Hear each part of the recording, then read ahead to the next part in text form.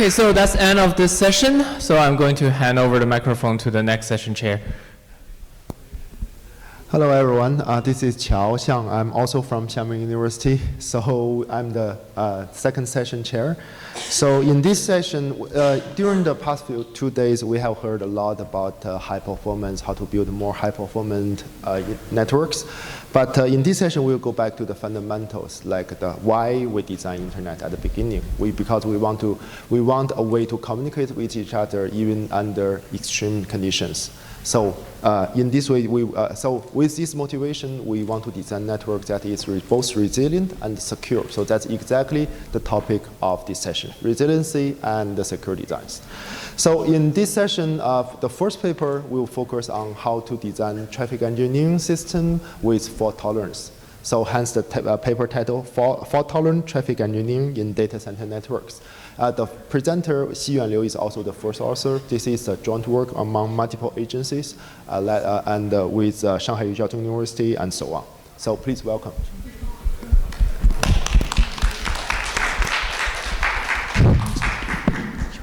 Hello everyone. Today I'm happy to introduce our work, FauTE, fault-tolerant traffic engineering in data center network. And the first one is background. So why traffic engineering and why we have to do fault-tolerant traffic engineering, right? So in Google's Jupyter, they use traffic engineering to optimize their network performance. Well, this is kind of good approach, but actually in data center network, it contains a large number of link failures and it do damage a lot.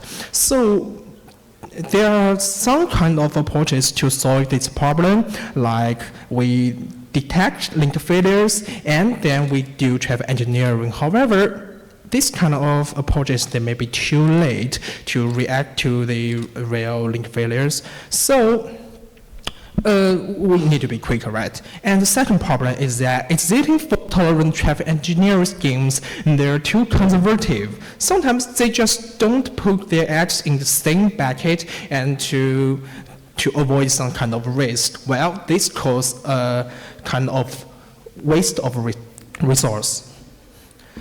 And how to build a TE model and how TE works, we can see the picture that there are many candidate paths, there are traffic demands, and through these convex optimization equations, we can minimize the max link utilization and get the best split radius of the traffic to optimize the network performance.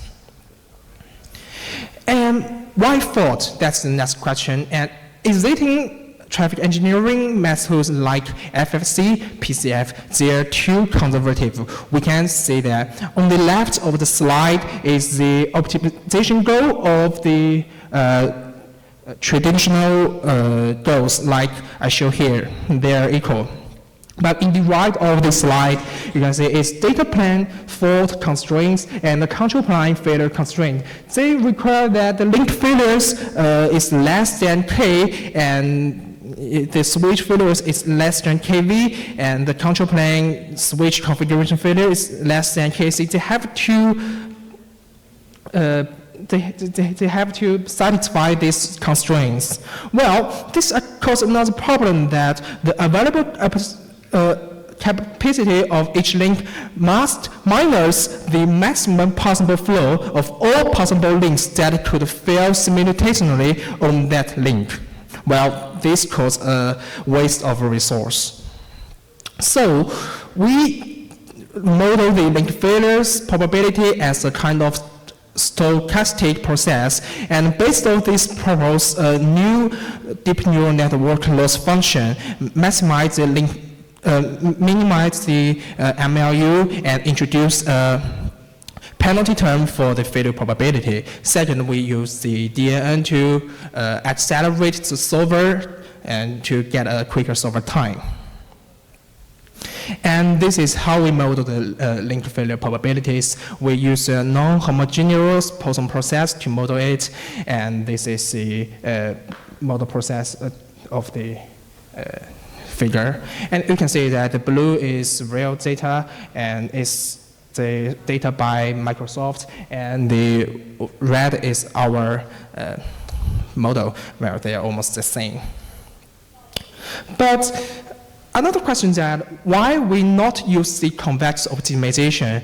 You can say that in the traditional method, there are no time variables parameters in the optimization goal. But actually, we do have one. It's the PE. If we regard it as a constant value, it only keep for a short time, which means we have to recompute these convex optimization equations again and again and again in the real-time deployment. However, the solver time of the convex optimization is actually slow, so we think that we use deep neural network to accelerate it. And to this skin loss function, we add a penalty term to the loss function. The left of the loss function is the MLU, and the right of the loss function is the hyperparameter multiple the link failure probability multiple the flow on this link. And through this, if high-risk links go through too many flows, the loss function will be huge, then it don't work. And this is our experimental setup, and we take into consideration of the Facebook database cluster and Facebook web clusters. And we select the flowing T-schemes to compare with FauTE. There are DOT in the NSDI 23, the FFC, the PCF, TF, and the PCF-LS. Okay, next one is the matrix. We choose this throughput. It's actually the arrived traffic divided the demanded traffic. Because this kind of metric, they directly reflect the actual support capability of the network for service in fault scenarios. And here's our result. You can see that FauTE performs better than all these schemes in all scenarios. Because DOT falls short in fault scenarios due to its uniform link failure assumption. They think every link, their link failures probability are all the same, then it can make wise decisions. And FFC and PCF-TF, they over-reserve the bandwidth. That is the question I first talked in the presentation, and they causing severe performance drops and kind of waste of resource. Also, PCF-LS is a good strategy, but it seems that logical links are useless in the fully connected data center networks. And also the solver time, our solver time is almost the same as the DOT, and it's 20 to 400 times speeds up over the traditional solver like Groovy. And that's the presentation. Thank you. We have time for one or two short questions. Actually, let me break one. I think so. In your evaluation, you mentioned the DOT. I remember the one. Can you go back to the evaluation slide? Okay.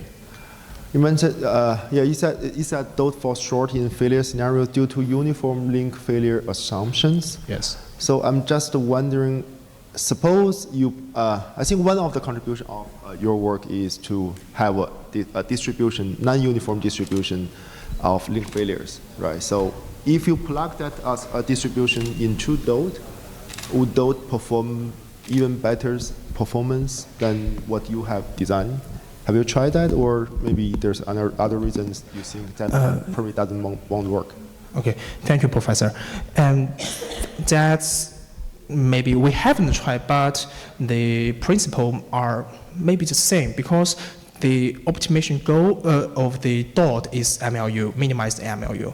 And our goal is to minimize the MLU and the penalty term. And this is our consideration, that the penalty term, well, if you put the whole module into the DOT, then DOT should be named FauTE. Because the penalty term and the whole model process, that's our consideration. I see. But it will work. It's, okay. I guess. And also, I'm wondering what dataset did you use to estimate the distribution of link failure scenario? Is it the dataset used by FFC back like in 2014? Or you have other internal dataset to estimate the oh yes, the dataset you see here is a Facebook dataset. I see. The traffic value, the traffic values, yes. But metrics. suppose, I see that the name of is probably from Meta, but say it's from ByteDance or from Huawei, from Ali Cloud. Your estimation method to estimate the distribution of different, you use a stochastic process to model that, right?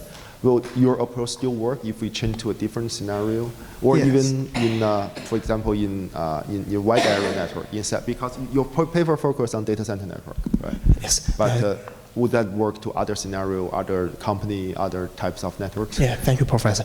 And that is our next step work. We are also thinking about the question because you see in different scenarios and also in different kinds of traffic metrics. You say the link failure probability, they may change, right? So how to combine the historical data and the current state to make a much more accurate stochastic process model is a good question. We are also trying to do that. I see. Thank you.